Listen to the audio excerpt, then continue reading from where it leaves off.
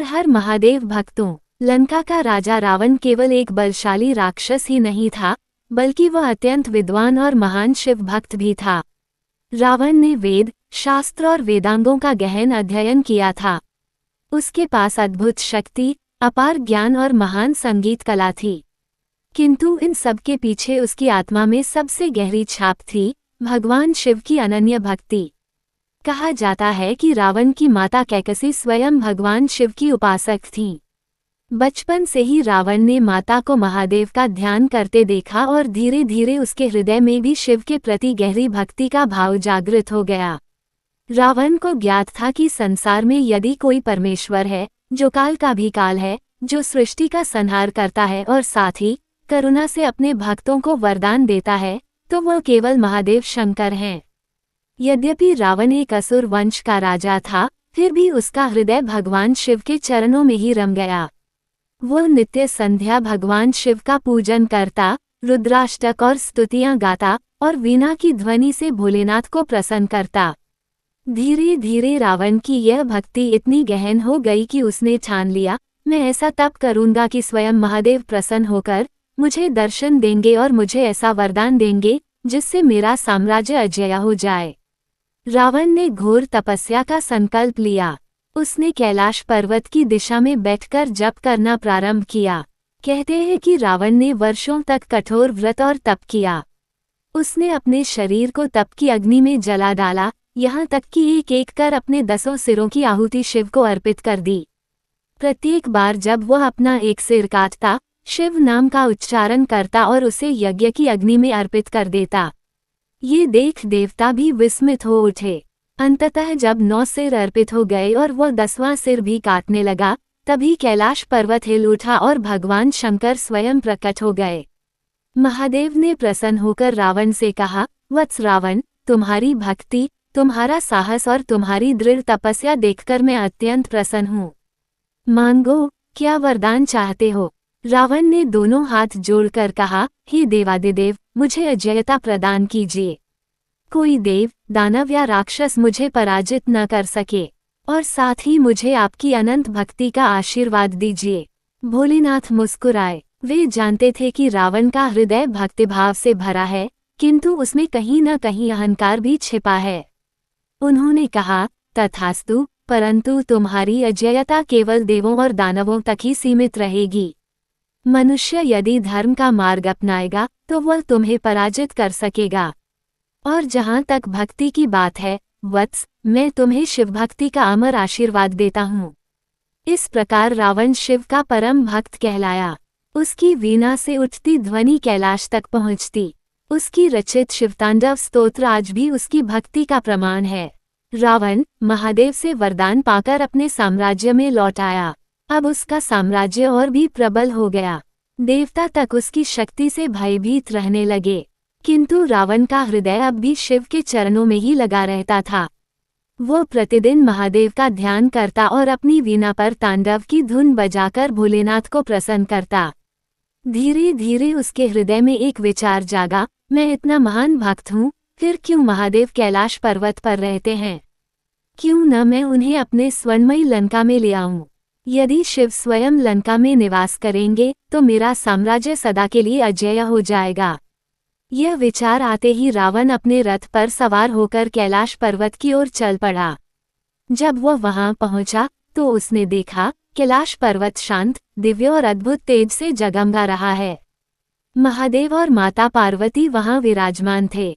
रावण ने पहले तो अत्यंत भक्ति से शिव का स्तुति किया, परंतु शीघ्र ही उसके मन में विचार आया, अगर महादेव मेरी भक्ति से इतने प्रसन्न हैं, तो मुझे उन्हें लंका ले जाने का अधिकार है। उसने महादेव से प्रार्थना की, हे भोलेनाथ, आप मेरे स्वामी हैं और मैं आपका परम भक्त। कृपा कर आप लंका पधारें और वहां निवास करें। भगवान शिव मुस्कुराए। उन्होंने कहा, वत्स, ये कैलाश ही मेरा प्रिय धाम है। यहाँ से मैं संपूर्ण जगत का संचालन करता हूँ। मैं लंका नहीं जा सकता। परंतु रावण का मन इस उत्तर से संतुष्ट नहीं हुआ। उसने सोचा, अगर महादेव स्वयं नहीं चल रहे तो मैं इन्हें कैलाश सहित लंका ले जाऊंगा। रावण ने अपने 10 हाथों से कैलाश पर्वत को उठाने का प्रयास किया। उसकी भुजाओं में अपार बल था। जैसे ही उसने पर्वत को उठाया, समूचा कैलाश हिलने लगा, धरती डोलने लगी, आकाश में गर्जन हुआ। माता पार्वती भयभीत होकर महादेव के समीप आ खड़ी हुई।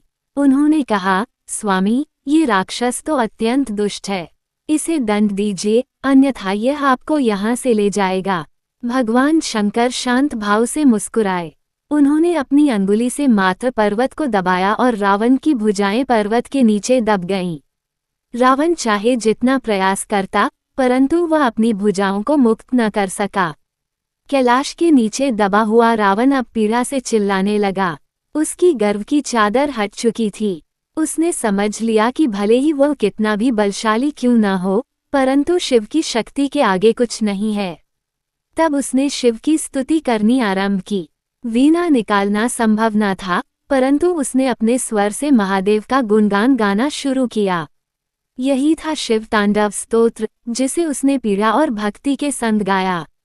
उसके स्वर इतने मधुर और भक्ति से पूर्ण थे कि कैलाश का वातावरण ही गूंज उठा। देवता तक आश्चर्यचकित हो गए कि एक राक्षस इतना महान भक्त कैसे हो सकता है। भगवान शिव का हृदय द्रवित हुआ। उन्होंने प्रसन्न होकर कहा, वत्स रावण, तुम्हारी भक्ति अद्वितीय है। मैं तुम्हें मुक्त करता हूँ। तुम्हारी यह स्तुति युगों युगों तक गाई जाएगी। इतना कहकर भगवान ने कैलाश पर्वत को स्थिर कर दिया और रावण की भुजाएं मुक्त हो गईं। रावण अब पूरी तरह समझ चुका था कि भगवान शिव को बलपूर्वक ले जाना असंभव है। वो उनके सामने पुनः दोनों हाथ जोड़कर बोला, स्वामी, मेरी मूर्खता को क्षमा कीजिए। मेरा उद्देश्य केवल यही था कि आप मेरे लंका में विराजमान हों, ताकि वहां भी आपकी उपासना हो सके।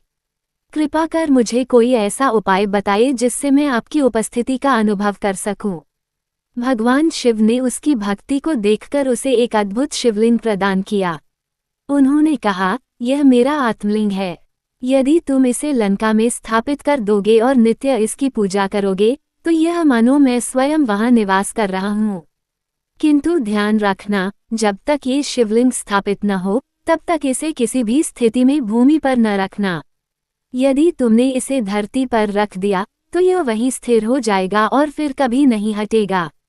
रावण ने बड़े हर्ष के साथ आत्मलिंग को स्वीकार किया और वचन दिया कि वह इसे लंका तक अवश्य ले जाएगा। अब देवताओं को भय हुआ, यदि आत्मलिंग लंका पहुंच गया, तो रावण और भी अजेय हो जाएगा। कोई उसे पराजित नहीं कर सकेगा। तब सब देवता भगवान विष्णु के पास गए और उनसे सहायता मांगी। विष्णु ने कहा, गणेश जी ही इस कार्य में उपयुक्त होंगे। वे अपनी बुद्धि और चतुराई से रावण को धोखा देंगे और आत्मलिंग लंका नहीं पहुंच पाएगा। जब रावण आत्मलिंग लेकर लंका की ओर बढ़ रहा था, तभी सूर्यास्त का समय आ गया। रावण को संध्या वंदन के लिए रुकना पड़ा, लेकिन समस्या ये थी कि आत्मलिंग को वह जमीन पर नहीं रख सकता था। तभी उसे एक छोटे बालक के रूप में गणेश जी मिले। रावण ने उनसे कहा, बालक, मैं थोड़ी देर संध्या वंदन करूंगा। तुम इस शिवलिंग को पकड़ लो, पर ध्यान रखना, इसे जमीन पर मत रखना। गणेश जी ने कहा, ठीक है, परंतु मैं अधिक देर तक इसे पकड़ नहीं सकता। यदि तुम विलंब करोगे तो मैं इसे भूमि पर रख दूंगा। रावण ने सहमति दे दी और संध्या वंदन में लीन हो गया। गणेश जी ने अवसर देखकर तुरंत आत्मलिंग को भूमि पर स्थापित कर दिया। रावण जब लौटा और उसने देखा कि आत्मलिंग धरती पर स्थापित हो चुका है, तो उसका क्रोध भयानक हो उठा। उसने पूरी शक्ति लगाई, परंतु आत्मलिंग अचल हो चुका था। चाहे जितना प्रयास किया, वह उसे हिला भी न सका। वही आत्मलिंग आज कर्नाटक के गोकर्ण में महाबलेश्वर मंदिर के रूप में प्रसिद्ध है। वहां का शिवलिंग स्वयं महादेव की उपस्थिति का प्रतीक है। रावण निराश तो हुआ, परंतु उसकी भक्ति कम नहीं हुई। उसने प्रणाम किया और कहा, हे देव, भले ही मैं इसे लंका न ला सका, परंतु आप यहाँ सदा के लिए विराजमान रहें। मैं आपको शत शत नमन करता हूँ।